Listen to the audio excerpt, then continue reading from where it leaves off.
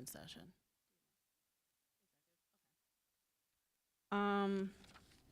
I'll entertain a motion to convene into executive session. Make the motion. Is there a second? I'll second. All that say aye? Aye. Aye.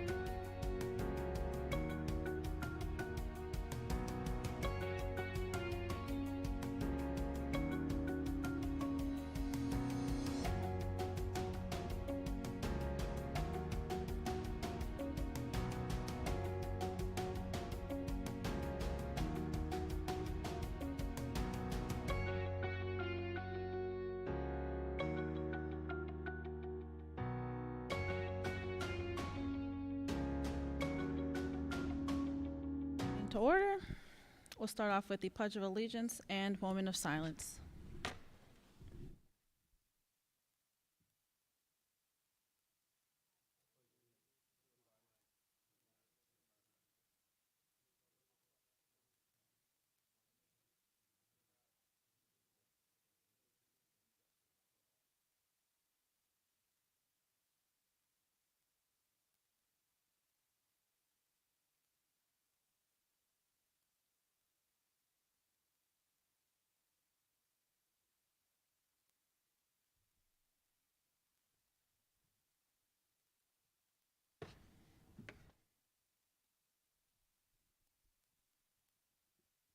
I'll report that the committee voted unanimously to table item number 1 under the executive session part of the agenda.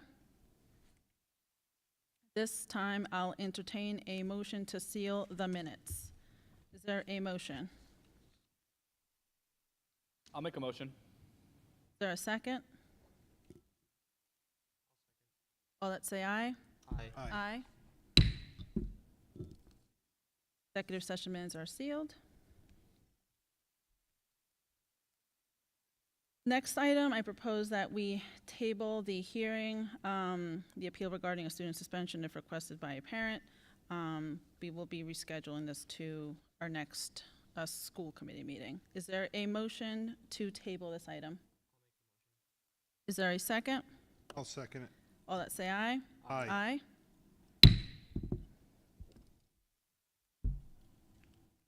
Next item, please. Next item is budget workshop. Like to start. Thank you. I'm going to do it from up there Okay. so I can see the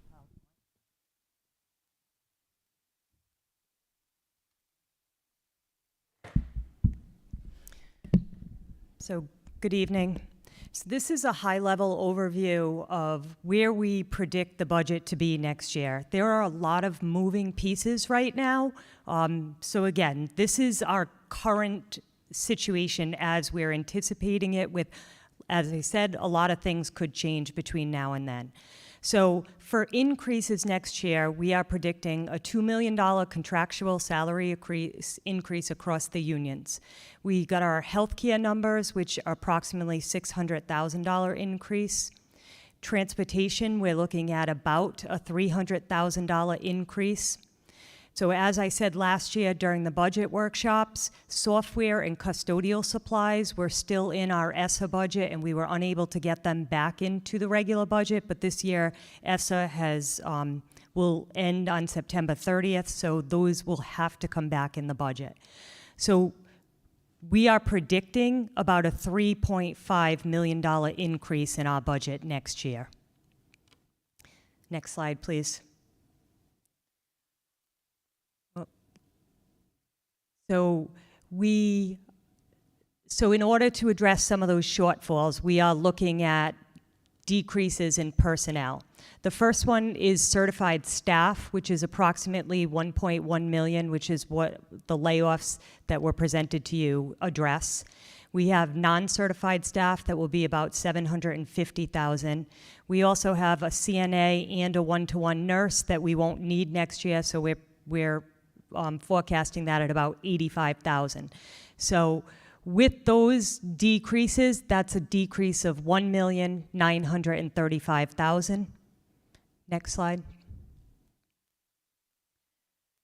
Our biggest issue right now is that we are facing a state aid cut of $1.1 million. We found out about that mid-April.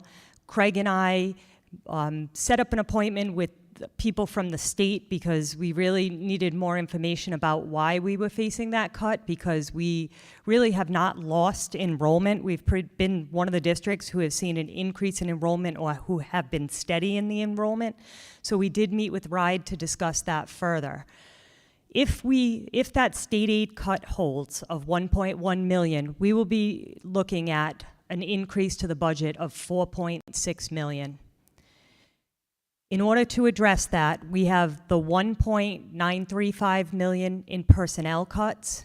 We also will be asking the city for the increase of 2.2 million, which is the maximum that we can increase.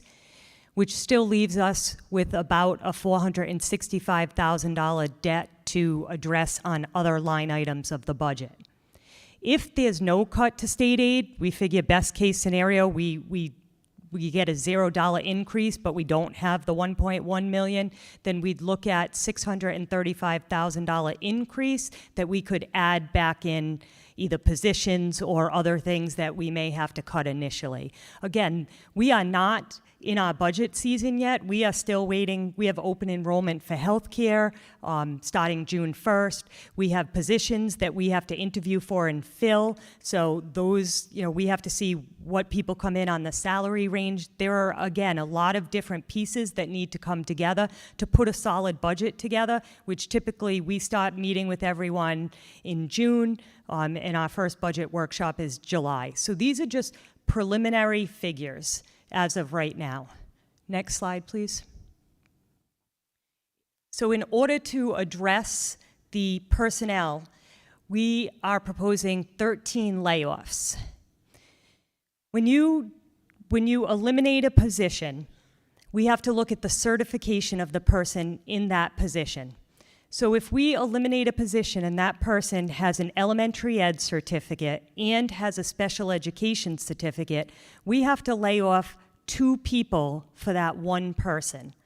It's part of the process, and it's required. So there are typically more layoffs than there are positions being eliminated for that reason. So right now, we have laid off 13 people. 2 of those people are for certification reasons. They're on emergency certifications. The other are based on seniority and positions that are being eliminated. We have 11 displacements, which means educators got letters that said that their position was being eliminated and that they would have to bid on another position, or they would have to interview for another position. Next slide, please. These are the positions that we're proposing to eliminate, and the reasons you'll see to the right. So let me just, I don't, it's on the next slide, but I'll talk through each one first, and then I have the numbers to back those up on the next slide. So resource, we added 3 resource positions a few years back using ESSA money at White Neck, Hennessy, and Orlo. Those caseloads right now are very small. Some, and I'll show you on the next slide, but some of those people have 3, 4, 5 students on their caseload. We are proposing right now to hold on a kindergarten at Francis due to enrollment, a kindergarten at Hennessy due to enrollment. The social worker at Waddington is a vacant position right now, so we are not going to fill it. My goal would be to fill that position once we start to see where we are financially. We know it's an important position. One way or another, there needs to be additional support at Waddington. Right now, they have 1 social worker because someone left. We have an instructional coach position that's, she's retiring. We're leaving that position vacant. We have a first grade at Waddington that will be vacant. The person is retiring. We have 73 students in the first grade at Waddington. There are 100 possible seats. So 75 seats between the 3 classes. So we still have 2 vacant seats in the first grade at Waddington with that position being removed. The MLL position, Director Gallant has gone through all the numbers. We exited quite a few students. We've had to shift some of the MLL teachers because our population has shifted and where we need support has shifted. But because of the caseload, we feel as if there's an elementary position that can be eliminated. The other position, the last position I have on the list, is a 4th grade at Kent Heights. Currently, there are 2 classes at Kent Heights with 12 in each classroom, which is really only 1 classroom because the maximum is 24 and this is 20, the maximum is 25, and this is a total of 24 students split between 2 classrooms. Any questions on those positions? Next slide, please. Yep. With the social worker, Yep. that position wasn't filled? So there was someone there who left maybe a month ago, maybe a little longer. We actually tried to get somebody to come in and support, and we didn't have any luck. So it's vacant right now. We looked at a couple of retired people to come in and help us because it's late in the year. Yes, yeah. But Thank you. so right now it is vacant. All right. So I want to give you an example of elementary resource caseloads and why we made the decision to eliminate those 3 positions. So you can see the school, you can see the total number of resource students at the school, and on your right-hand side, you can see the number of teachers. So we have, at Francis, we have an average caseload of 9 resource students per teacher. At Hennessy right now, we have 7.33. At Kent Heights, we have 12.5 per teacher. Orlo, we have 6.33. Silver Spring, we have 13.5. Waddington, we have 13.33. Obviously, we don't split kids, but just as the easiest way to do it was the average. And then White Neck, the caseload is averaging 6.33. So even if those 3 highlighted yellow go down to 2, the caseloads are still relatively small and in line with the other schools. Just to give you an example, in high school and middle school are very different, but our high school teachers are carrying a caseload of close to 25, some a few less, some a few more, and our middle school caseloads are in the 20 range also. So overall, our caseloads at elementary are on the low side. So that was the reason that we made that decision to eliminate those 3 resource positions. Next slide, please. So I wanted to point out kindergarten enrollment to you. So in the middle column where you see total students, that's our enrollment as of this week, last week when I did the slide. On the right is the total number of seats per classes as they stand prior to making the cuts. What I can tell you, and I'll show it to you on the next slide, is that our demographic studies, 2 separate demographic studies, have shown a decline in kindergarten enrollment over the next 10 years. They are predicting that this coming school year, we will have 350 kindergarten students. And right now, we have 425 seats. If you go to the next slide, here's our demographic study. So this year, 350 kindergarten enrollments, 25-26, 352, 26-27, 355, 27-28 is 350, and 28-29 is 352. And the next 5, I didn't go all the way out the 10 years, but the next 5 years look very similar in numbers.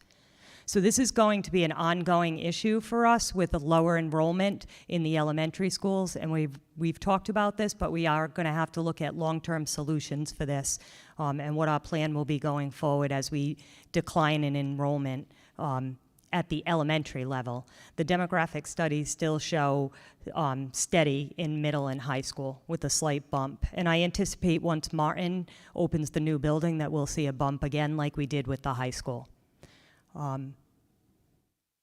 So I just wanted to present like a big level picture of where we feel like we are financially, knowing things can change, and I'm hoping things change with the state aid. If you go to the next slide, a couple of other areas which are considerations. So tomorrow and Thursday, the craft legislation is being heard at the State House, so we'll be testifying in support of passing the craft legislation. We've worked closely with our state legislators to craft that bill and to work on getting that passed. So we're appreciative of that. And we anticipate that could be a $400,000 to $500,000 savings each year, even though we'll see a decrease in our state aid. But what we're paying out in tuitions will decrease significantly if that legislation is passed. We anticipate some savings from the new ALP program for the high school. We are bringing students back into the district that were in an outside placement. That outside placement was $37,000 this year. It'll be $42,000 next year.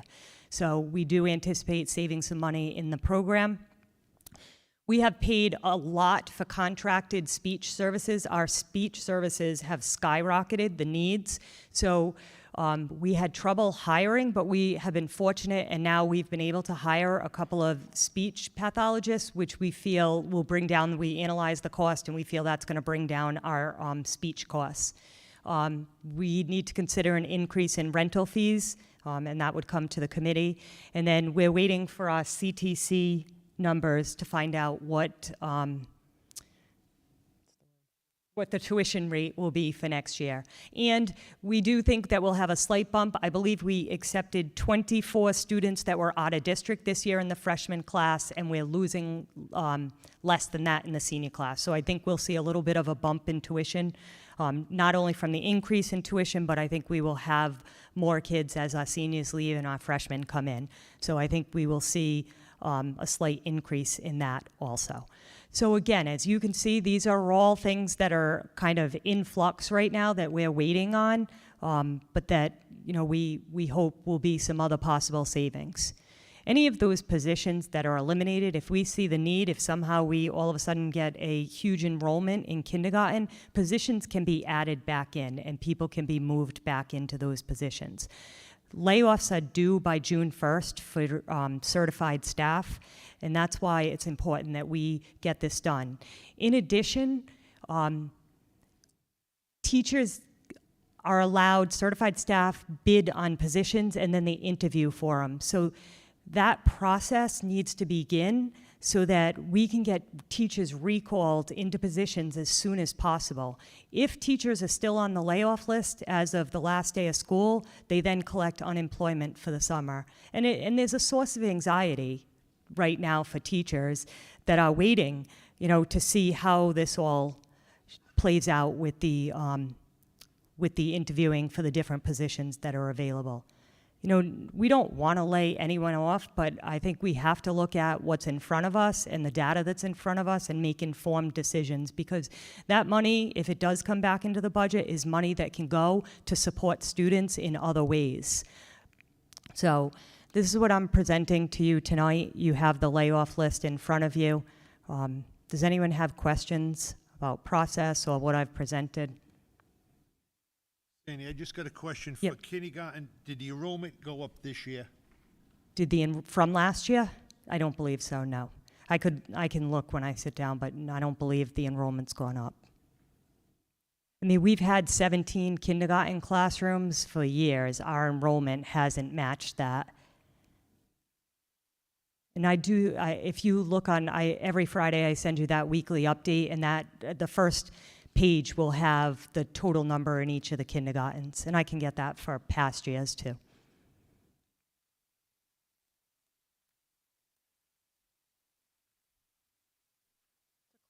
To clarify, the 4,600,000 in the right column, was that insurance only? Or was that, That's everything. what was that? That was everything? Okay. That's the total of everything added together, including the state aid cut. Sorry, 600,000 was the health Yep, care. 600,000 was insurance, which was better than we anticipated. Last year was $1 million, so when we saw that number come in, that was a little better than what we were expecting. Dr. Ferran, we are talking, currently the information you presented with us is really going over, as you presented, about 1.1 million of certified staff. Do you think you can touch on a little bit of the process moving forward? Because according to your numbers, we're looking at a $750,000 non-certified staff, an $85,000 CNA/nurse, coupled with the 1.1 million that you're presenting here tonight, brings us to about 1.935 million. However, that is still going to show a negative variance of $493,000 remaining. Mm-hmm. And so what's the plan for the additional $493,000? And is part of that plan what you're showing here Yes. of other considerations? So the craft legislation alone will be close to $500,000, which would make up the deficit. Can't count on that, but the savings from ALP, between all of those things, and we're still looking at every line item. We haven't gone line item by line item. We'll still be doing that during the budget workshop, but when we start our budget workshop in July, we'll know for sure what our state aid is. We'll know if we're facing this $1.1 million cut, or if we break even, or if we get an additional amount of money in state aid. We'll be in a much better place then. We'll know if the craft legislation passes by then. So we'll have solid numbers at that point, and then we'll know exactly what we need if we have to start cutting line items. I'm curious, could you give a little bit of information as to who runs the demographic study? If they're the same folks who are running that demographic study that are sizing out this high school and the middle school, is that through RIDE, or can No. you talk a little? So we've had two done. One was done through NESDEC, which they present us with one every year. And then we actually had a second demographic study done because we were looking at the middle school numbers. So we had a second demographic study done earlier in the year. Do you remember who did that? I'd have to look up the other company that did it, but we went out to another company and had a second demographic study done. Demographic studies, is there a cost associated to the district to have those performed? NESDEC does not charge for the demographic study. That's part of our enrollment fee. But the second demographic study we did as part of the building project to see if we could increase our state aid for the building project. So yes, there was a fee on that second demographic study. And we had one done when the high school was built. 1, 2, maybe? I'm not sure. They're pretty steady. They haven't changed much.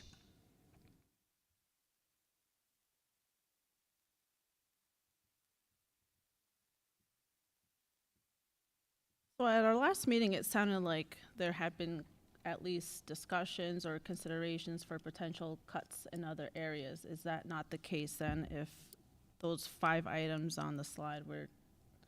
No, there's still potential for cuts in other places. This was just an example of, like, the craft is a big ticket item. You know, that's, to me, if that passes, that's significant savings. So we're still looking at every line item, and we'll be doing that as we start to do the budget. But until we see, we also have to look at, where we are now, areas of the budget, and you get the budget worksheet every month, and you can see areas where we're, under budget. So we'll look at all of that when we do the budget. This is all precautionary. Like I said, some of these positions can be added back if kindergarten enrollment all of a sudden jumps up. I mean, the social worker at Waddington is a priority. It's a priority. I mean, so we need to, but it's vacant right now. So that's something we need to look at. Again, we're not laying off anyone for that position. We're just holding that position right now until we see where we are. And again, we'll look at everything as we move closer. The state aid is going to be the big thing. The 1.1 million, we thought we would be closer to break even this year in state aid. So when we saw the $1.1 million decrease, we were a little surprised by that, I have to say. We had predicted, we weren't going to get an increase last year. But we were a little bit surprised when we saw the numbers, considering our enrollment hasn't really decreased. Part of the issue they keep telling us too is that the city is getting wealthier. And so our poverty rate is decreasing in the city, which means that we're not getting as much aid. Have an idea of what line items we'd be looking at cutting first if it gets to that point? No, not yet. It's too soon. It's too soon. In July, when the budget comes in front of you, then that's when the school committee will weigh in on the budget too, and the individual line items. But I'm not sure yet. Again, these are the precautionary things right now. This is where we're focusing. Our focus in cuts that we're presented with, mainly the $1.935 million worth of cuts, it's labor. Could you please provide this committee with a fair percentage number of what our labor costs are compared to our budget as a whole? 83% is approximately 83% is labor cost. There's not a lot. I mean, we have 800 employees in this district. I mean, we're a big corporation. That's where the majority, it's a people business. That's where the majority of our funding goes, is to people. Benefits and salary. We you can cut money from the supply line item. It's not a ton of money. You can cut money from custodial supplies. You can cut money from, all those line items, but there are things that are unpredictable, like outside tuition. And so, like, there are only so many places where we can take money from line items. Do you think that it would be a fair estimate to assume that roughly 85% of those labor costs come from in-classroom teachers? Or maybe better yet, 15% of that total number would come from an administrative level position? I don't know if I could say off the top of my head, but probably that. Or, the other thing is, like, we have a lot of, when you say in classroom, we also have like social workers and stuff. If you're certified staff versus non-certified administration. staff and CNA nurses versus administration. I don't know if it's that high, is it? Debbie, can I say the numbers out loud? Yeah, you can say I them. think I the don't. numbers are roughly about $8 million in administrative costs out of roughly $70 million. So it's around, and these are really rough estimates, but it's between 10 and 15%. So I'm curious, based on the fact that we're looking at a little under $2 million in non-administrative costs, has your administration considered any other costs of administrative staff that could also help to offset the deficits that we're foreseeing? So we are looking at everything, but I will say, and we have a comparison of district by district. Assistant principals and principals, they're in the schools. So if we're looking at central office staff, we have a district by district comparison, and we are not top heavy. We are light compared to most districts when you look at what we're running with. And there's we have 3 construction projects going on here. We're not a top-heavy administration. There have been cuts to administration before. I just want to, just for clarity, the information that you presented tonight, I don't see any difference in anything that you presented that we didn't see on April 30th. Am I missing something, or was there anything different presented? These are the same positions, the same reasonings, correct? Correct. Okay, I just want to make sure that when we discussed this back on April 30th, there was something else on here, and that has been taking off. Correct. There is a difference. There were 2 positions that Correct. were removed after looking at them. We made it clear that that wasn't going to happen. Yep, and then there was a position that was based on numbers that, after careful consideration, that I didn't think we could make work. Okay, so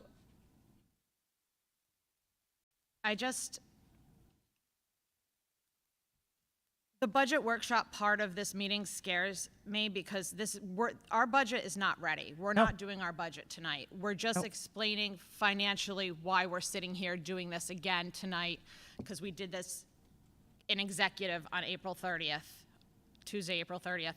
So the budget part of this is, we're not going to start looking at this budget and cutting the budget tonight, or going through stuff, or trying to find the rest of the money that Ryan's talking about, because there's our finance manager is in no way ready for that, nor do we ever do this in May. But I just want to make sure that's clear, because I'm not prepared for that tonight either. But I just want to make sure that everything that we had back in April is still what we have tonight, to make another decision, if that, so be it. So that Correct. meeting was very much a preliminary meeting, though. I just want to make that clear, that that was very much a laying of the land of where the superintendent was before we got to meet as a committee and have that as a vote, because I figured the committee would have, opinions that would warrant it being shared in front of the rest of the committee and the superintendent. But I did want to add in that, is there then like a plan, and like for worst case scenario, should the craft bill not go through, as much as I think people are working hard to make sure that it happens this time around, but do we have a plan in place in the event that that doesn't go through, like, So I'm concerned that- everything else up there is part of the plan, and then we'll go line item by line item when we do the budget. But we're not in this place right now. Like, these are layoffs of positions. We didn't lay off teachers that the position was needed for the most part, right? These are positions that when we look at the numbers, they don't make sense, right? It doesn't make sense to run a kindergarten when we have only 17 registrations for 50 seats. So we really tried to be thoughtful about the positions that were, that were at this point not needed. Those resource case numbers are really, really low, right? I don't think it's going to have a huge impact on service for students if there's 6 or 8 students on the caseload. We're not bumping them up to 25 at the elementary level. They're still low caseloads compared to, what we see across the district. They're in line with the other schools. So these were positions that we felt comfortable with, making changes to. And our hopes is that if all this goes right, that we can bring some of this back. Some of them will come back. Or once we take some of the paraprofessionals who are much needed in this district, very, very much needed, that we can bring those back. And if all goes awry and our legislations or whatever Yep. does not happen at the State House Yep. and we lose craft, then there will be hard decisions to make, harder than this. Yep, correct. And those are the decisions where programs will end up being taken away. That's where my big concern is too. But we're not is- there We're not yet. there yet. Well, I understand we're not there yet, but I feel like I would feel a lot more comfortable and confident in having kind of at least some idea of where these potential roads are, where, like, potential options we have for worst case scenario, or should, in this case, I know you presented already, best case scenario. This is not best case scenario, but these, again, Not we getting rid of will, program you'll have the scenario. opportunity to go line item by line item when we have a budget, when we know how many people enroll in open enrollment, when we know all these other things. We also probably will be hiring for some positions that people are not certified for on the layoff. And like, you may get a top step teacher that leaves and a first step teacher that comes in, and that lowers your salary line item.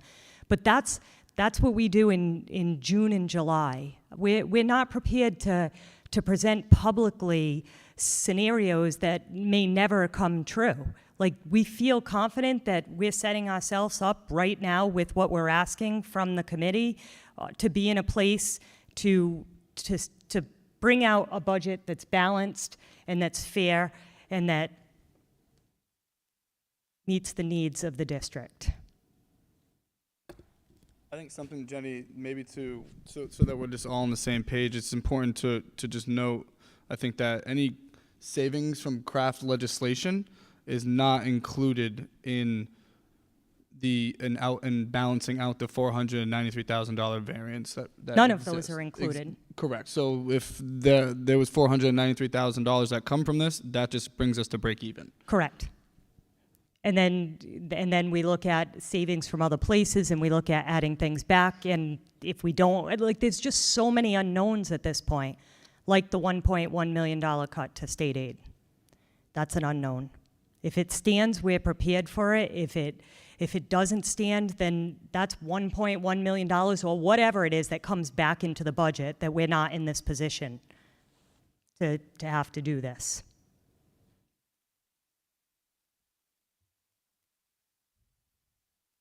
So the other concern too is, I guess, if we get to that point, right? 'Cause the way I always approach a lot of issues when they come up is worst case scenario. That's just what I do for a living, so that's naturally where I end up going.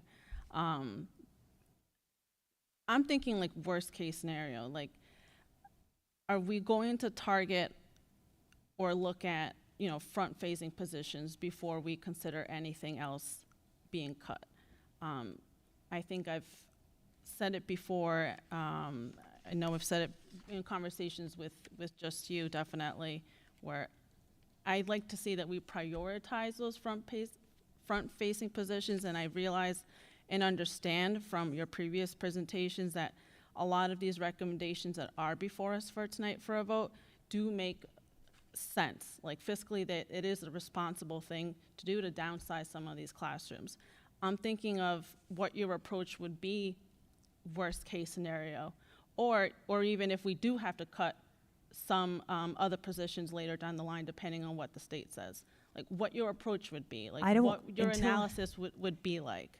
We'll look what I'm at trying to every- get a better understanding of, so when we get to that point, it's not, this is the list and this is all we have to vote on, there is no further discussion. I'm trying to have these conversations early on and have a better understanding of what your approach is going to be, We're going to look potentially in at the every future. line item So- with the committee, because that's what we did in the 3 budget workshops we did last year. We went line item by line item with the committee. So come July, when we know what our financial situation is on these unknowns right now, we'll look at line item by line item with you, and we'll make recommendations based on the information that we have, and we'll look at everything. And right now, we are having conversations. We're having conversations with the directors. We're having conversations with the principals, but those are just preliminary. I don't feel comfortable putting that out in public when we don't know that that's even going to be the situation. So we're going to look at every single line item and we'll make decisions as we need to. But we are prepared and we are looking at everything. And as you can see, I mean, we definitely pulled the data. We did our research. These decisions weren't taken lightly. We looked at everything and we tried to make decisions as far as positions based on data and enrollment. Has our population rose by about roughly 300 students in the last 2.5 or 3 years? I don't think so. I think we saw a bump in enrollment at the high school, but I feel like we've kind of flattened at this point. We've stayed steady around the 5,300 range, but I feel like we've stayed steady since the high school has opened. Any increase hasn't been that much since the first year where we saw a big bump in enrollment.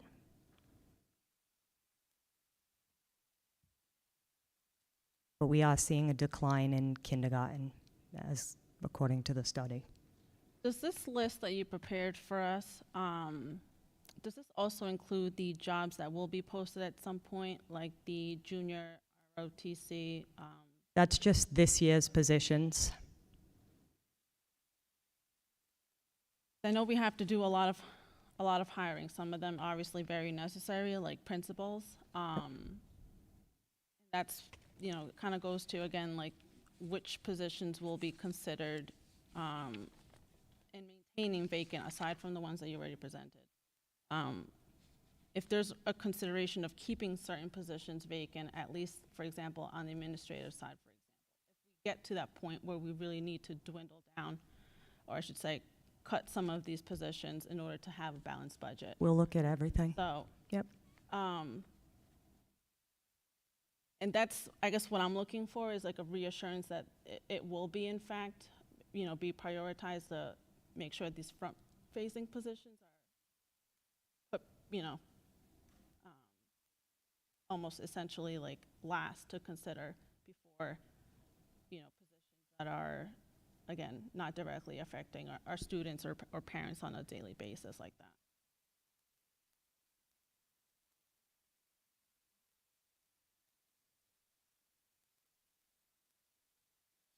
Does the other elementary schools have the social workers? Every elementary school has a full-time social worker, including Waddington has one full-time. They had 2. So that's that second one. They still have one full-time and they have a part-time psychologist. Now, here's where I got a problem with this. I had a problem when we had our school resource officers, when Doug had to run up and down the stairs, and I pushed to get him too. We have over 500, Jess, I think you know the number off the top of your head at Waddington? 500 and change? 534. 534 students in that building. And we're gonna have one social worker there? I hope not. No. No. There's one right now because of a vacancy. The person left. No, Tony, we're gonna fight to get that one back. Yes. What I'm saying, according to my paperwork here, that's on this list. It's a hold right now because it's vacant. Correct. It's not a layoff. It's just, that's one of the position that's vacant. You wanted vacant positions too. There's no one in that position right now. And it will be the first one called back. It will be the first one called back. That's if we get the money. I'm following this. Yes, right, I but believe. we have these things and then we'll look at the budget as we move forward. This is where I have a problem, because, that's a vacancy because that individual left. Correct. If that individual- Recently. Right, but if that individual didn't leave, it would still be on this paper. No. No, it's vacant right now, so it probably wouldn't have been a position that we would cut, but it's vacant right now. Our plan is to try and fill that once we see where the financial situation ends up. That's our number one priority. That's where I run into a problem with this. But that's not one of the layoffs. They're not on the layoff list. That's just vacant. Right, but if we don't get the money, we can't fill it. So whether they're on the layoff list or they ain't on the layoff list, it doesn't matter. If we Well, don't we get the can money- fill it, we just have to find another place to cut the money. Or like I said, some of those options will allow us to see that increase. But right now, there's no person we're laying off there because there is no person in that position. It is a priority. And I still have an issue with, and I appreciate everything that you guys are doing for this, but I still have an issue with the 48% that we're getting from the city. We're sitting here, and Jess, I respect you for that, an elementary school that's got over 500 students, and we're just discussing even prioritizing that fill.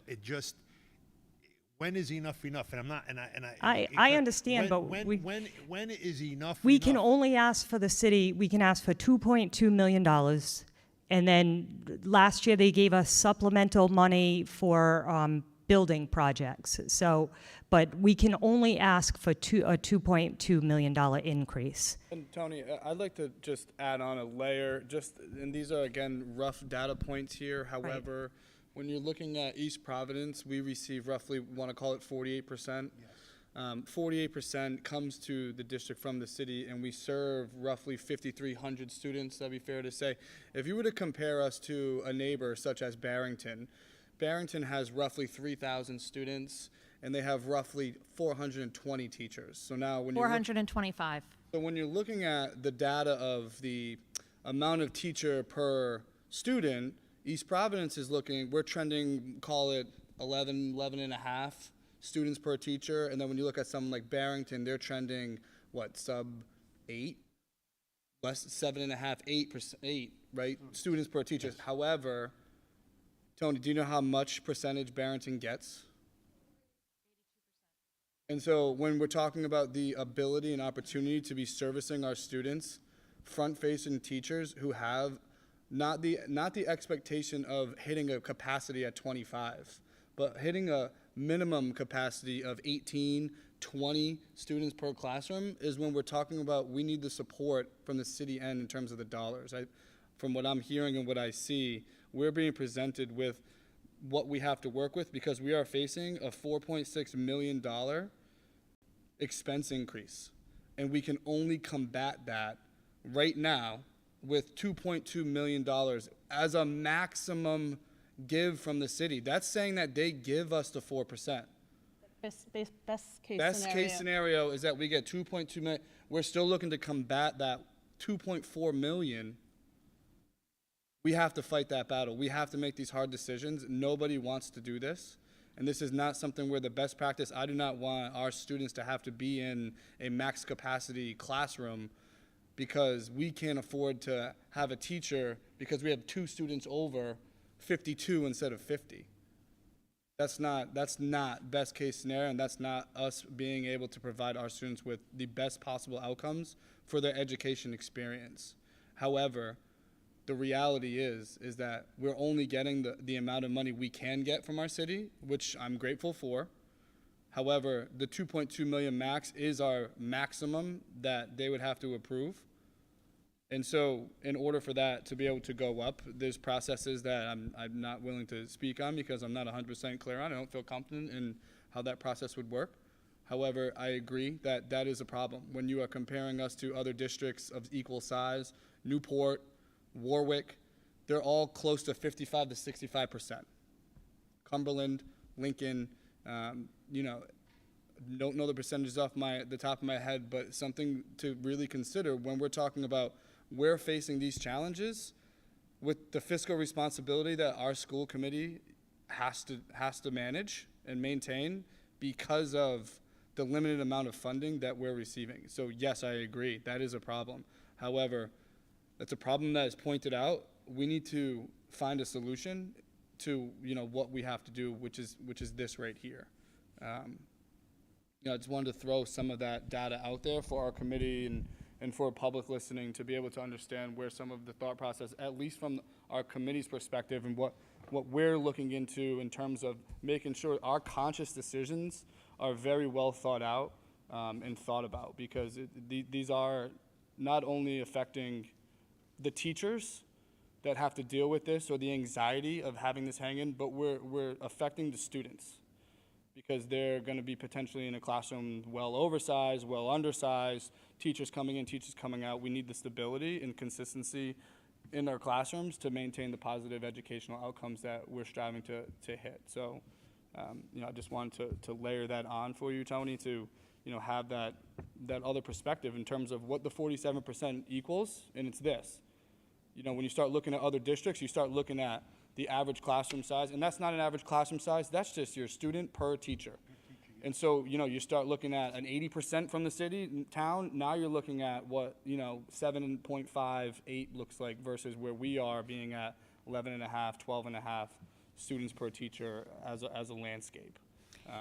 And part of the issue is the last 2 years we've gone in and we've asked for the maximum prior to that, and I showed all that at the budget workshop last year. We had years where we didn't request, and it could have been the fiscal issues with the city or whatever, but we had years where we went in and we only asked for 600,000. So that puts us behind in the percentage. We dropped in those years in percentage. So the last couple of years, we have gone forward and asked for the maximum to support students. And that's what we'll do again this year. Still going to struggle if they give us the 2.1. And Ryan, Depending on state aid. and I appreciate what you said, but Jess, you've been sitting in that chair for many years, just like I've sat in this chair. Is this a battle that we've been battling for years and years, 48%, and in the 11%, you know, 11 to, until we take a stand and start fighting, this is just going to all go by the wayside. We got 800 employees struggling to educate 5,300 kids, and when this is all done, we're just going to do the same. This is exactly what we've been doing year after year after year after year after year. Like I spoke on the phone. Before I ran, I probably sat in 4 or 5 years school, and I seen this trend just stays. And it's that carrot hanging, and we use the excuse. It's the city that only gives us 2.1 or 48%. And somebody's got to take a stand to start fighting to say that is not working. As soon as the superintendent and Craig does a great job making this work, it's all by the wayside. But the thing is, 65 days later, it becomes back to the table now. And so, and there's proven track record of, I can go back 16 years, Jeff would agree, 12, 14 years battling this here, but I'm being told it goes back 16, 18, 20 years. When do we say it no longer works and we want answers? When do we say that? Of course, with a great finance and great superintendent, we're going to make this work. But at what cost? At what cost? Do we bump that up to next year, 12 kids per teacher, 12? We've been rising over the last 20 years. When do we say we're not going to get educators that want to work here no more? Disregard the amount of money. We want educators to say, I'm comfortable with the pay that I'm getting and I'm grateful for it. But as a professional, I want my students to meet this golden stride for this. If I don't get support doing that, it's affecting my emotional status to say, I'm better than this district. I'm going to start looking, and that's what we're facing. That's what we're facing. And it's because the city always, and the school committee, we're comfortable saying 48%, we can make it work. We're unfortunate we had some great finance people that makes this work for us every year. But what is the downside? The downside is we're increasing, which is affecting the education of our kids. We're affecting the new young teachers coming into this district that are saying, this ain't working for me. I'm too good of a professional, and without more support, I can't make this happen. And me personally, I take education far more than anything in this district. It's far more than playgrounds, it's far more, and I say, until we find a way to start hitting the mayor, saying we want more money, not that we need it, we want more, because these are the results that we're tired of after 16 and 20 years. The city seems to have no problem with money. There's no problem with money. They can cry and do all the, drive around the city, see the wasted money and stuff. We need that money. We have a budget that says we're not wasting one penny, and anybody can look at this. It seems funny, we get this every 2 weeks, every month when we come here. This is a public document. Nobody from the cities ever came in and said, can I see that to go over your budget? This is the problem that I have with this. As long as we keep saying we're gonna bow down to 48%, we're never gonna get ahead of this. And Sandy said something important. For the previous 2-3 years, 600,000. Bang them people for every penny we can get and then more. We can just transfer $100,000 and tell the city, pick up our garbage bill. Simple as that, because we don't even pay the garbage bill. We can say to them, here's $300,000, pick up the custodian supplies that we've been getting from ESSA money and all this other nonsense that the government just gave out a gravy train. Why does that just become the school department to figure this out? I don't understand it. Tony, Why? Tony, through the chair, you sent an email saying that you were meeting, you and the superintendent, right after our last meeting. I can give an update Can you now. let us know Yeah. how that meeting went that you I had? don't want to cut Tony off, but yes. No, because that goes to what Tony was just Yep. saying. After our last Tuesday night meeting, you messaged us saying that you had a meeting Yep. with the mayor. So, the meeting was, as I had said in the notice that went out to everyone, it was, with the city council president, the city council vice president, it was with the mayor, the chief of staff, our superintendent, and both finance directors, school district and the city. We had the superintendent and Craig made sure that they outlined the financial need from the district side, the cuts that we're gonna have to make, and then as well as the bills and additional plans in place that the district is considering in order to bring in revenue as well. What the city side also communicated was there is a concern on their end regarding the payment of these projects as well. I believe, if I'm saying it correctly, correct me if I'm wrong, the services for the high school, we're gonna start paying that off, the bond. So that's gonna be a chunk of the city side that's gonna be covering that, even though that obviously doesn't come out of, the school side. So they are under additional financial stressors on their end, and are hoping to also work with the school department and make sure that both budgets are balanced. So it was, I think it was pretty productive to understand like where they were on the city side, and then obviously aside from that, it was the school side, but we already are very much informed on where we are and where we're heading. But it was very much a preliminary meeting of letting us know like the additional financial responsibilities that the city has to cover, such as the bond. Well, we knew that they were going to have the bond. I mean, that's when we went out for bond. We knew that they were going to have to pay the bond. Yes. And there's Are additional. they saying that they're going to struggle paying the bond? No, there's additional projects in addition to that they are also have to make space in their own budget to cover as well. So they also haven't started their budget meetings. They're also just having Right. Okay. preliminary talks. I was That's all thinking I'm that the saying. meeting was because it became very obvious we were asking for more money, so I thought that this meeting No, was. it was not that. They already had that meeting scheduled to Oh, speak with oh, city I'm sorry. council, I and then they misunderstood fit us in afterwards, just so that they can also have an understanding of where the schools are at this point based on that meeting. But that meeting was already standing previously. We would just fit in because of what we had discussed. So that's why we didn't really discuss everything into great detail. So, Preliminary conversations again. and based on the outcomes of the productive meeting, would you say that it was encouraging to assume that we would be in a position to be able to ask the city for additional funding support at this time? Or was it more so that they're telling us why they wouldn't be able to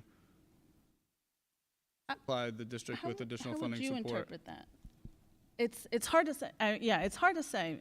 I think it was very much, here's the status of where we're at, here's the status of where you're at, and then, but I'm not sure if, Craig, if you want to. Yeah, so they, they're already planning on us asking for the maximum, right? So for the 2.2. They're already planning on that. They knew, they acknowledged that this past year they gave us the 217,000 towards the capital expenditures. That if they can do that again, but they already know that we're coming in for the 2.2. And just to clarify, just because they know doesn't mean it's a set deal. So I guess Right. that's why I'm like, I'm not saying that it's a thumbs up or a down, it's just they know. Yep. And We'll like, see. in terms of like, I don't know if anyone at this table or the podium has any more knowledge because, Mr. Ferreira, like, just kind of going back one step, I agree with his sentiment and what he is saying. However, as I stated, I'm just curious about more of the process because currently the process we're facing is that, these cuts need to be made by June 1 or they don't happen. Is that correct?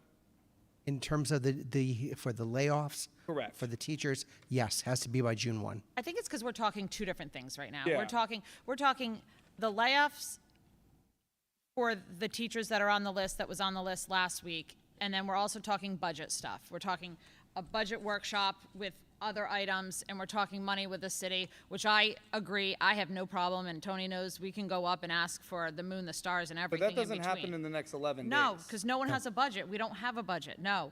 So they're not working on their budget, we're not working on the budget. We're here because we have a list of names that have to be approved by June 1, or we own them. Or we own them. Right. Craig, can I ask you a question? If we own them, what happens at that point? We own them, they got to get paid. You own them for the next year.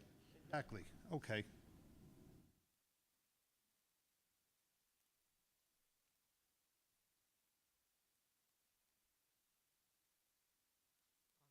Find out more information about the other considerations that are on that PowerPoint. Can you just keep us updated with like what the exact financial impact will be of those, just so that way we can plan for it and know in advance?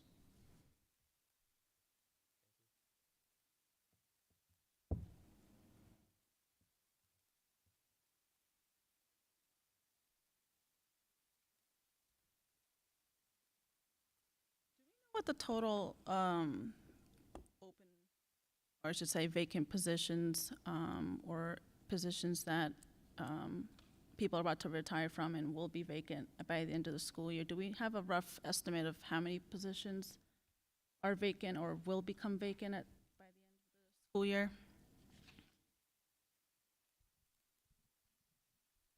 You asking about retirements? Or Whether people quit there's or retirements retirements regardless. Yeah, maybe 12 right now. But again, some of those are like things that have to be filled, right? Say it's a math teacher at the high school, those classes are already scheduled, they're full. So, or like we've had people move positions, like we have an open science position at the high school that needs to be filled. So, probably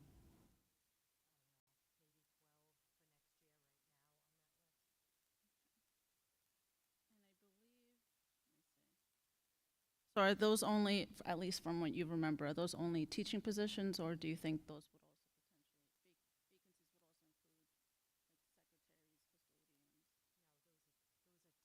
positions right now. There are other retirements and resignations but I don't have those numbers. Being that we don't really know what the state will be giving us later this, what is it, next month. Has there been a consideration for not hiring the non-essential positions at this point until we get that information from the state? I think that's included in what I presented tonight and what I will be presenting at the next meeting. Like, there's not a lot of, like, the non-essential positions or the positions that are vacant that we can wait to fill. Aside are- from these, sorry, to I don't- clarify, I don't- besides these. Off the top of my head, I don't think there's anything else on the list right now that, I don't know. I don't really have the answer to that. I'd have to look at what's open. I'm not really sure. We're looking at everything. We're looking at everything. We're looking at positions. We're looking at everything until we have a better idea. We can wait on hiring some vacancies if they're not essential. But there are some that we have to. These layoffs allow us to move forward with our job placement event, and we have positions that we need to post so that people can interview for, so that eventually we can get them out. Like, there's high demand positions that probably are not going to get taken in district. Things like science vacancies. We have a couple of science vacancies. We're competing with other districts because no one in the district is going to take those positions. So the sooner we get through, like, I don't want to call it a job fair because it's not a job fair anymore, but as soon as we get through our job placement event, we can start to post those externally and start hiring people to fill those hard-to-fill positions like special ed, like science. The longer we wait, first of all, we'll hit the June 1st deadline, but we're behind the 8 ball with other districts that have already started to post positions that are high need. So, I guess positions that come to mind again, just because we're just speaking up here. Administrative positions that are currently vacant, for example, like the assistant superintendent. We also have the assistant pupil personnel. I'm not sure, we haven't gotten a formal update yet, but just throwing it out there, like, are those positions that potentially would remain open a little longer until we? So we've interviewed for both of those positions. The assistant pupil personnel is grant funded. That's in IDEA. It does not come out of the general budget. And I find that very essential. I do, You too. said non-essential positions. I just want to be, I just want to put that down. Like, I think we need that so bad right now. I think our district needs that. And I need, that is so essential. So when you just said non-essential, like, that is so essential. We did, okay. Yes. Wrong terms, because you is and I very have fun. talked Yeah, about yeah, this you know that. That's extensively, why I and just want- we are on the same I know page. that there's people watching, and I don't want anyone to think I don't Wrong, think that's essential. wrong terminology. So again, those two positions, for example, that are on the administrative side that are vacant, that's what I'm just trying to get a better understanding of. If the assistant superintendent, again, I don't know the status of it, I'm not so we've asking for done it, but- we've done 2 rounds of interviews and we have a candidate for assistant superintendent, and the plan would be to go forward and fill that. I feel like that is an essential position. I do not have an assistant superintendent. We have a director of teaching and learning. She does not do any personnel. She only deals with teaching and learning. She does not deal with parents. This is a district with 5,300 students and 800 employees. And much of my time now is dedicated to 3 construction projects in addition to the day-to-day responsibilities. So the workload at central office is a lot, and we have gone through the interviews to hire someone for that position. And when will that be coming before the committee? Waiting for an answer from the candidate in June.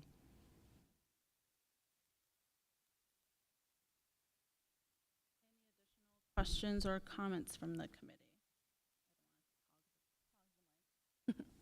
Just one more question related to the social worker at Waddington. I understand that this position is obviously going to be a priority for us, but I just wanted to know what the impact would be if we are unable to fill that position due to budget constraints. Yep, so we would look at putting someone in there to support. So every school has a full-time social worker. Our middle schools have, I believe, 2, and and a student assistance counselor. So we would look at where everyone is placed and see how we could provide additional support.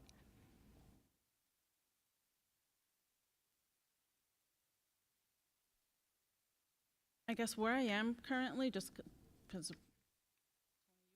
your opinion, so I'll share mine too, I guess.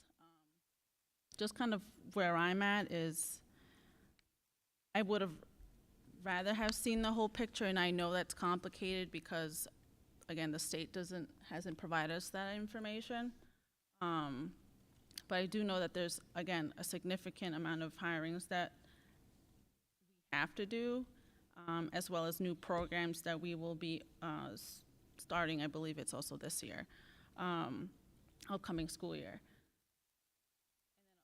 Along with that, we also have to bring back these same people. So that's where my concern is too, is if we will be able to actually financially be in a situation where we can in fact bring these people, and on top of that, also make sure that we are hiring people for the new programs that we have, and depending also on the enrollment as well. Such as, again, like you said, the ALP that will save us money, but we also do need to bring additional people. Some people, I know you had mentioned. So that's just my concern, is if in fact we will be in a situation to bring back all these people on this list tonight before us. In the event that we don't get everything that we need, again, from the city and from the state. Concern on my end, especially not knowing, the possibilities that layoffs in the future as well. So.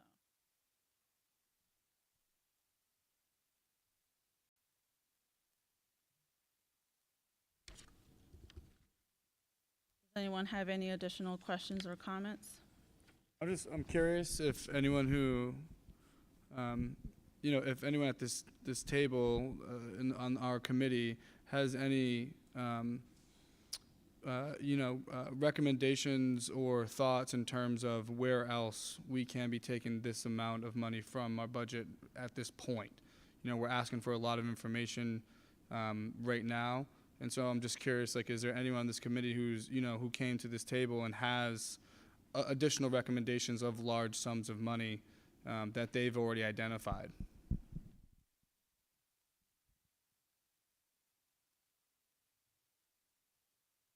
I think for example, it's not just so much about balancing it out, because it's clear as day that it is a majority of people in our district that are teachers that are employed by this school district. That's a given. That statistically, there will be more, if anything, of those names before us at any point for layoffs. That would make sense. The concern is if it's an equitable approach when we're looking at not just tonight, because tonight is only about the people that are certified, and we have the deadline of June 1st for these people. But I'm also thinking of the rest of the budget season, essentially, what our approach is going to be and where we are heading. And specifically addressing the question that you asked about, where else, could we potentially look at to at least show to, our parents and staff in our community, are these cuts that we're going to be taking and voting on equitable across the board? Understandably, we can't, and nor does it make sense to get rid of all our directors. that would be foolish. Or to get rid of all of our secretaries. That, again, doesn't make sense. I think it's, how fair can we be, depending on the percentage, or depending on the number of people in each group, and aside from that, also the impact that it takes, either in a classroom or school or department. So my thoughts, for example, like potentially downsizing departments, like facilities, for example, and not the people, but like the director's portion of it. Like if there's 3, maybe downsizing that to 2, because we always haven't had 3 people running facilities. It hasn't always been 3. Sometimes it's been 2, and sometimes it's even been 1 at times. So I think if it comes down to those tough decisions, like that is a potential consideration, at least from my perspective. Again, that would only be up for a discussion amongst the committee on what their own thoughts are. But that's just an example of where I'm at. Like, instead of, and I know the superintendent just gave us an update on this, but just a thought of like where I was looking and thinking, you know, we're going to be losing a big person, not just as an assistant superintendent, but someone as like a grant writer as well. So it's, you know, are we potentially, you know, another position that could be considered in the event that we are in a financial situation to cover that is, you know, maybe even a grant writer instead of a assistant superintendent, for example, to really, because that's, I think, would really help us bring additional money in order for us to continue the programs that we have. And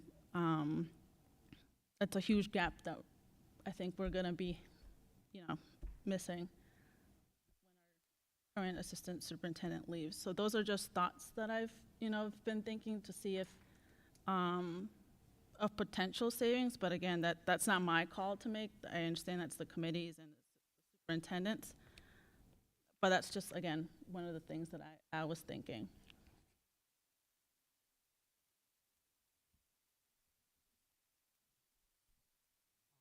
Topics that we could discuss at like a future, like either a budget workshop or just have as a discussion item at like a future meeting? Since we wouldn't really have the ability to make any decisions on that tonight. Yes, we can definitely do that. That's, discussion items are never, like, you know.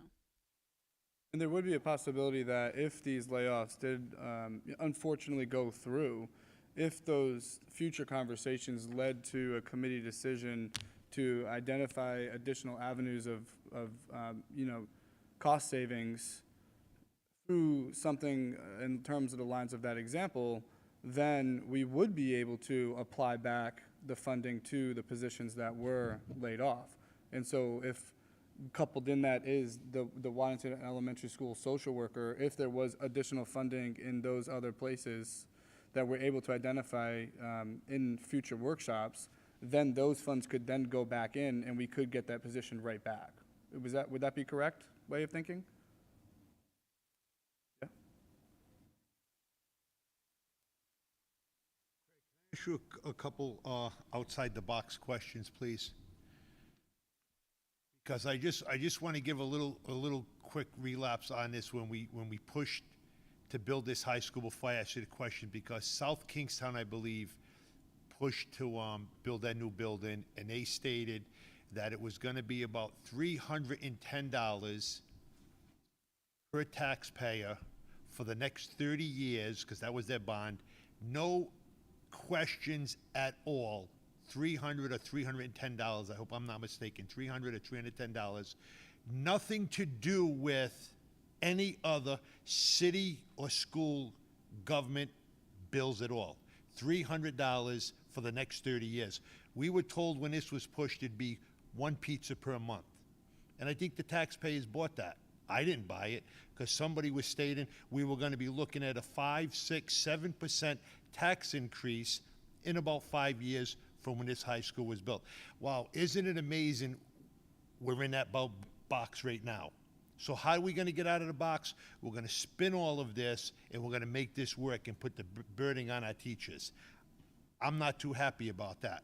But the next question I have, that was a statement. The question is, if we don't pay our trash bill, because you asked where we can come up, I could tell you just off the top of my head, 400 grand. If we don't pay our trash bill, what's going to happen? I know you're not a lawyer. The city will call. Let them call. So Now, when we need supplies, $300,000 worth of supplies, would we ever close a building because we don't got supplies? I would say no. No, okay, so see, there's first, because remember, we have to look at how we got here. How come nobody wants to back the page up to how we got here? And it's only going to get worse because we got Martin coming online. And I pushed, and it's all public documented. Somebody has to be able to tell us exactly per year how much this school was gonna, and to today, it's just a big myth, a pizza once a month. That's a joke. Because if anybody told us 5 years ago, like they did in South Kingstown, exactly, because great finance people can do this, not saying it wouldn't have passed, we would be preparing for this. And I just heard through a budget meeting that happened last week or something that, oh, we're worried about how we're gonna pay the bond. What do you mean you're worried about it? Everybody just gave up a pizza. That's not too, I can lose a couple pounds per month. It's a lot more than a pizza, but it was all spun around, so now it's hundreds of dollars per year per every taxpayer in the city. Nobody wants to still tell us the number 5 years after the project, 3 years after it's been open. That's why I have a problem with all of this, Fran. Sitting here for all these years, watching this all get spun around, and you said something very important. What, 11 and a half students per teacher? It's a, when do we say as a body, enough is enough? Don't pay the garbage bill, keep ordering the supplies, dump it on the city, let them do it. Why is it coming on? Oh, I have a problem with this. Why does it come back on us and the people that are teaching the next generation, and we're putting this burden on them? Why? I don't understand it. I really don't understand. And we won't get into the guy that's jacking $1 million+ on speed cameras. That it's nice to have that. Just think if we had an additional $1.25 million. And by the way, as long as them cameras are there, they're going to keep generating that money. It's a proven fact. But those cameras been up there 5-6 years now. Nothing. We haven't, as a body, stormed the school city council meeting, demanded our money. We don't do anything. We're dictated to. As long as we keep putting it on our 800 employees and 5,300 kids, they think everything's rosy here. It's a joke.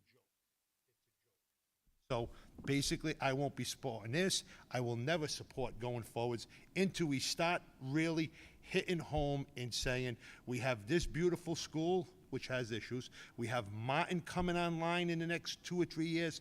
We are looking at serious financial problems, and everybody wants to run away from it and say, well, we'll cut this, we'll cut that, we'll ask Craig to use his professional magic, make that, or, and then we'll worry about it 365 days down the road.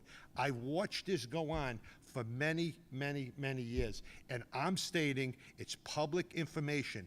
6.5% tax increase when these projects were coming online. So this is what we're facing. And now who's going to push for that? We can't push for them tax increases. We got to come up and say, this is a very vital document. This is what we need to educate and take some pressure off 800 employees, because this is the next generation in East Providence, and hopefully they stay, but we don't see none of that. And I know I ramble on, but I have an excellent memory, and I thank God for that. This whole thing, oh, we were gonna have a welding class here. Welding class, how's that making? This community was promised a whole bandwagon of things to make this pass. We don't got no welding, we got no plumbing. Groton, Connecticut was here at some of these meetings. We got none of, oh, they're all gonna be funded, they're all gonna be funded. It was all a joke.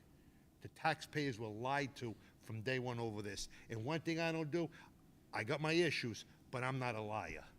And that's why I sit here and I get frustrated when I see this, and it's just the magical spin to get us through 364 days, because in another year we'll be dealing with it. So I can't support any of this. I will not support no layoffs. And until we start doing, I think, and sorry to say this, a better job getting with the city, telling the city what our true demands are, and let's get it done. Because I stated last year, when I was the only one that voted against the 2 million, I wanted the 2.1 or 2.2, that we'd be looking at roughly $4 million. I stated that a year ago, and it's 4.6 or whatever, and we haven't discussed it until last week. So what more do I have to say until we get focused as a body and demand more for 800 employees teaching 5,300 kids? I can just keep saying no to it, and that's all I can do as one person sitting here. So I'm done, thank you.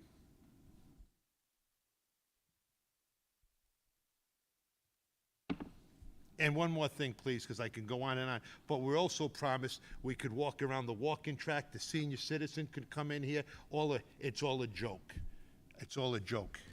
The seniors still saying, is the walking track done around the gym, Mr. Farrell? What are you talking about? It's been done for 4 years. How come we can't walk around it? We can't do nothing there. We were all promised this. But that's what we do, promises. Well, now I think we should be holding people that is responsible for the overall city budget to get us what we need to teach these kids.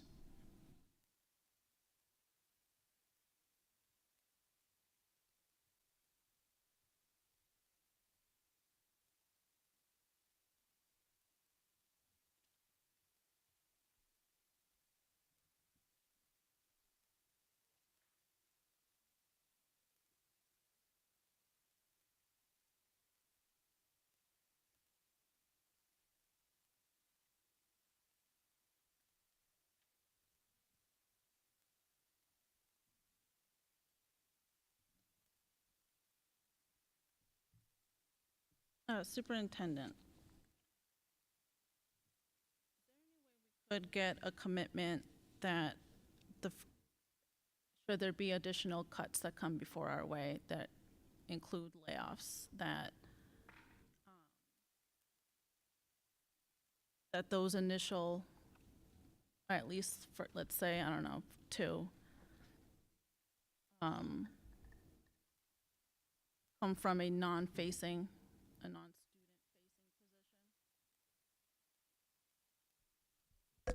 I know we'll go through everything, and we Yeah, will. We're gonna but I'm go, saying, no, I can't make a commitment like that. We go based on need. So we're gonna look at everything. I've repeated that over and over again. We're gonna look at everything. I've shown you some possible solutions. I don't want it to be personnel that we need.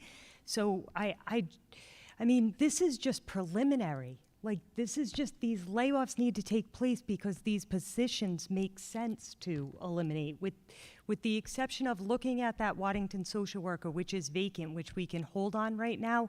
We can't continue to run classes of 8. It's not, nobody else across the district is running a class of 8, right? So they make sense for the numbers that we have right now. So again, you have the opportunity to go line item by line item when we bring the budget to you, but until we see the financial situation that we're in, I feel like we need to hold. We don't know about the $1.1 million increase. We don't know about, or decrease. We don't know about the craft legislation. These are all things that can make a difference in the budget. So at this point, I'd like to wait and see where we are with these things when they come through, and then make informed, responsible decisions that are what's best for the entire district. any additional comments or questions from the committee?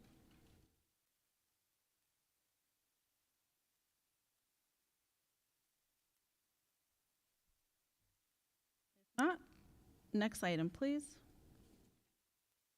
Next item is action items. First, we'll have I'll entertain a vote to table a vote to uphold the superintendent's decision for student suspension because, again, this will be an item that we vote on at a later date. Is there a motion? I'll make a motion. Second. All that say aye? Aye. Aye.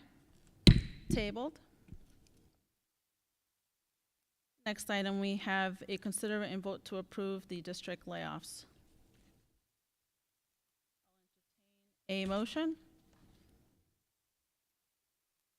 I will make the motion to approve. Is there a second? I'll second. All that say aye? Aye. Aye. All that say nay? Nay. Nay. District layoffs approved. I'll entertain a motion to adjourn. I'll make a motion. All that say aye? Aye. Aye. Meeting adjourned.